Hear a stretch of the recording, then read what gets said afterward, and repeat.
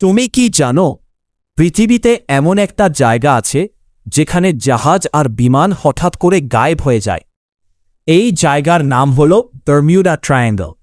এটা আটলান্টিক ওশেনের একটা অংশ যেখানে বছরের পর বছর ধরে অসংখ্য জাহাজ আর বিমান নিখোঁজ হয়েছে।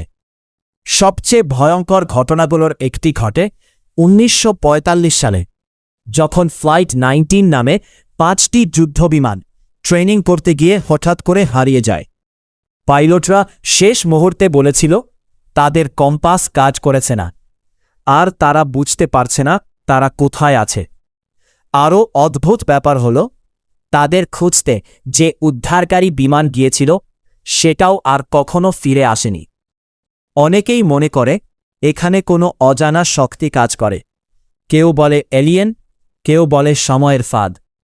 আবার বিজ্ঞানীরা বলেন এটা হতে পারে প্রাকৃতিক গ্যাস, আবহাওয়ার সমস্যা বা মানুষের ভুল।